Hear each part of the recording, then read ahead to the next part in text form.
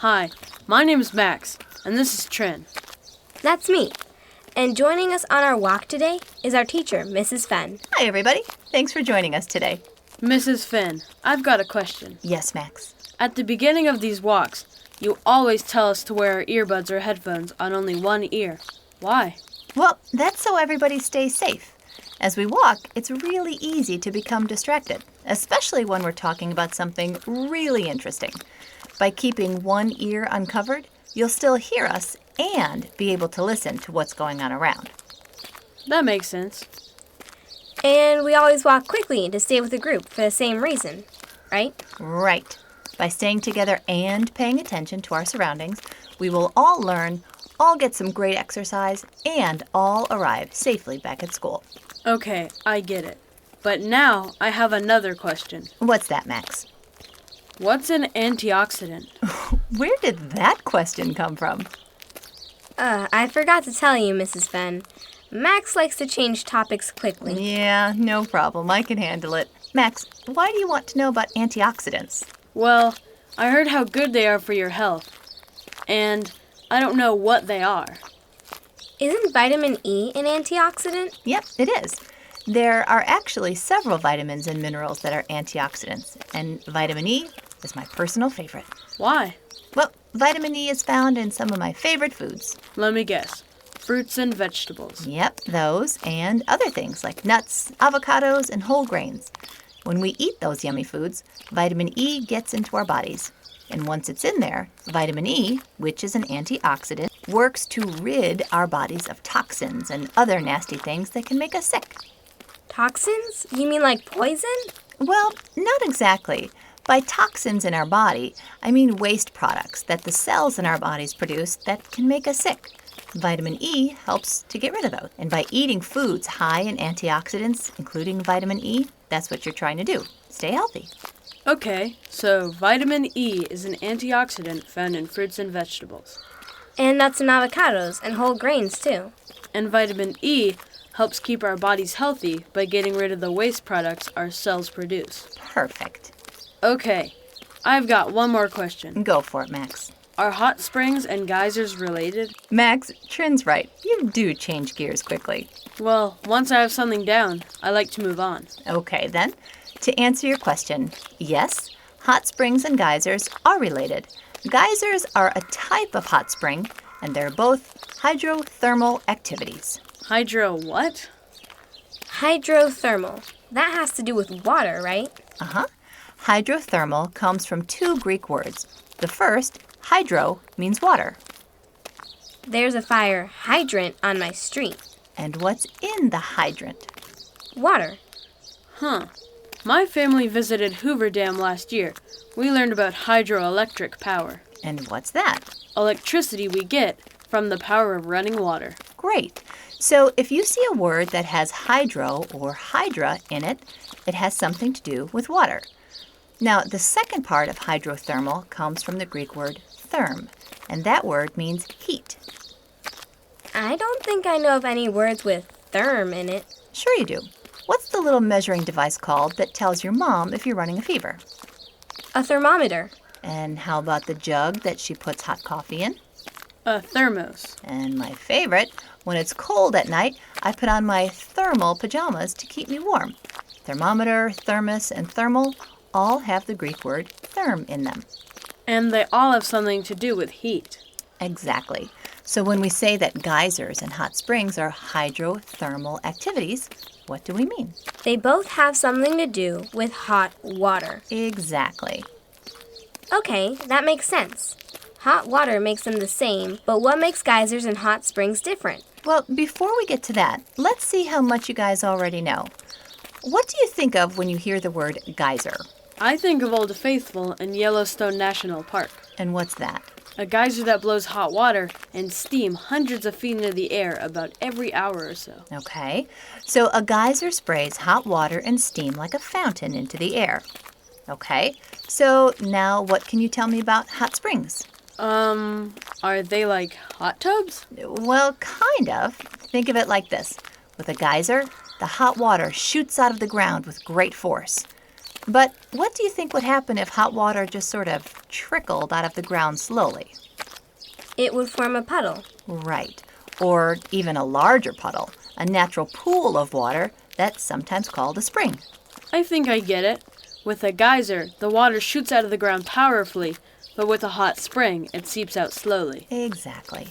The heated water of a hot spring comes out of the ground slowly, as opposed to when it explodes up in the air as a geyser. But what causes the water to get hot? Great question. Max, do you know? Sunshine? No, not sunshine. Remember, the water is heated after it's seeped into the ground. Here's a hint. Think of liquid hot rock. Volcanoes? Actually, it's more like underground volcanic activity. See, when lava is still underground, we call it magma. Magma is cool. Technically, magma is extremely hot. Magma is melted rock. Rocks can melt? Inside the earth, rocks can get heated so much that they turn into liquid, and we call that liquid rock magma. And in certain places, like Yellowstone National Park, there's enough magma that's close enough to the surface of the earth that it can heat water that has seeped into the ground. So even without an exploding volcano, there's still hot magma under the earth? Definitely. And in special places where the magma is closer to the Earth's surface, like Yellowstone National Park, we are more likely to get hydrothermal, or hot water, activity. Like geysers and hot springs. Exactly. Okay, so here's how it works. Rainwater, or water from melted snow, seeps into the ground. Wait, wouldn't it take a lot of rain and snow to keep Old Faithful filled with that much water? It would. Luckily, in the area around Old Faithful, there's also a large supply of underground water. Underground water? Water that is trapped way deep down in the rocks and dirt. In fact, there's enough water inside the earth way down there to keep Old Faithful erupting for a very long time. That's cool. It is. And the deeper the water goes, the closer it gets to the magma. Which is melted rock. Exactly. And what happens to water when it gets very hot? It turns to steam. Right again, Max. Once water is heated to the boiling point, it turns to steam. And do you remember what steam does? It rises. Exactly. So this water that's down in the earth begins to rise back up in the form of steam. And that steam escapes back to the surface. Can that happen anywhere? Well, since we're talking about hydrothermal activity, what are the two main things we need? Water and heat. Right. And we also need opening in the rocks so that the water and steam can get back to the surface. And that's what causes geysers and hot springs? That's it. Let me see if I have this straight. Water from rain or snow or underground sources flows through the ground. As the water gets deeper, it starts to heat up. Because of the hot magma. Exactly. And remember, in some areas of the earth, like Yellowstone National Park, the magma, or melted rock, is closer to the surface. So, in those places, the water finally heats up enough to turn into steam. Which causes it to rise up and explode steam and water from the ground in the form of a geyser. Or seep out of the ground as a hot spring. I think you two have it. So, I understand how geysers and hot springs work and how they bring gases and minerals to the surface. But how come heated water sometimes shoots out violently like a geyser and other times seeps out gently as a hot spring? Great question. It all depends on the heating and the plumbing. Wait, the heating and the plumbing? Like in my house. Exactly. First, we have to think of how the water travels underground and what it has to pass through. Isn't it just solid dirt and rocks down there? Well, there are actually voids or hollow places underground where water can flow. But in other places, the water has a tougher time getting through. And in still other places, the water underground can't flow at all, and it collects in these underground pockets. So what kind of heating and plumbing do we need for a hot spring? Well, for a hot spring, The heating and plumbing is pretty straightforward. It helps to imagine the plumbing for a hot spring as sort of one tube of water traveling straight down into the ground. At the bottom of the tube are rocks heated by the magma chamber. These rocks heat the water at the bottom of the tube to the boiling point. Water deep in the ground is heated by a magma chamber. Then that water turns to steam, which rises back up towards the surface. As it does, it passes through cooler water above before it finally reaches the surface. So the steam travels back up through the same tube of water and cools down before it reaches the surface? Exactly. In a hot spring, the newly created steam travels up the same tube of water that is bringing cold water down, and it passes through cooler water above. And because the water closest to the surface is cooler than the water below, the rising super hot steam cools off. By the time the steam makes it back up to ground level, it doesn't have the power to blow water high into the air like a geyser. So the heated water just seeps out gently into a pool. Huh. Exactly. The rising hot steam and water is cooled by the water above. By the time it gets to the surface, that explosive energy is gone. And how about a geyser? Well, for that, the plumbing is a little more complicated. Remember we mentioned before that sometimes water can collect in underground pockets?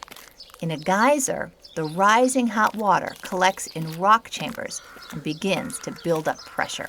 Kind of like steam in a teapot. Exactly. Except in this case, the chamber is filled with superheated water. Water that was made super boiling hot from the magma chambers below. And the steam has no place to escape. So after it builds up too much, something's got to give. You've got it. And the water that collects in these chambers builds up heat and pressure. In fact, so much heat and pressure build up in these chambers that the boiling hot steam finally explodes back up to the surface. Any water above it is blown out with the steam in a spectacular display that we know as a geyser. Cool. Geysers and hot springs work the same way, except with a geyser the water shoots out more violently. Right, because the heat and the pressure in the pockets of superheated water is high enough to forcefully push the water above it back up and out of the ground. You've got it. The key thing to remember is that they're actually both very similar. The big difference is that it takes a special kind of plumbing to form a geyser, one where the pressure builds up over time and then it's released very suddenly. Is that what causes Old Faithful to erupt every hour or so? It is. It takes about an hour for the water to become superheated, and then it collects in pockets before it finally explodes in a huge release. And then the process starts all over again. Is Yellowstone the only place to find geysers? Geysers are actually pretty rare. Yellowstone has over half of the geysers known to exist on Earth, but you can find them in other countries like Iceland and New Zealand too. And what about hot springs? Well, because hot springs don't need the complicated underground plumbing that geysers do, it's just sort of one tube that goes up and down, they're more plentiful. But you'll still only find them in areas with underground volcanic activity. So places like Yellowstone, Iceland, and New Zealand have underground volcanic activity, which leads to the formation of geysers and hot springs? That's right. Wow. I feel like I really learned a lot today. Like what? Like, geysers and hot springs are hydrothermal activities. And? Hydrothermal comes from the two Greek words that mean heated water. Both geysers and hot springs are created by heated underground water rising back to the surface. And what heats the underground water? Magma chambers found in areas of volcanic activity. And can you tell me how hot springs and geysers are different? It's all in the plumbing. The water that forms a hot spring is cooled on its path to the surface and doesn't build up an underground pocket. So when it reaches the surface, it has less energy and just seeps out. Then what about geysers? The path the underground water has to travel is a little more complicated. Superheated water gathers in rock chambers until it builds up enough pressure to blow, pushing up and out any water above it as a geyser. Perfect. Mrs. Finn, I have one more question. What's that, Max? How do you calculate a baseball player's batting average? That can only mean one thing. Max and Trin really have this topic down. I guess it's time to move on. Students, before we do, I'd like you to think about what we've learned today. How are geysers and hot springs formed? Think about the special conditions that have to be in place for them to exist. How are they the same and how are they different? Take some time to ask a friend what they think. Also, have you or any of your friends ever seen a geyser in real life? What was it like? Where was it? Mrs. Finn? Yes, Max, I know. Batting average. The rest of you, please keep talking about geysers and hot springs. Until we meet again, Happy trails!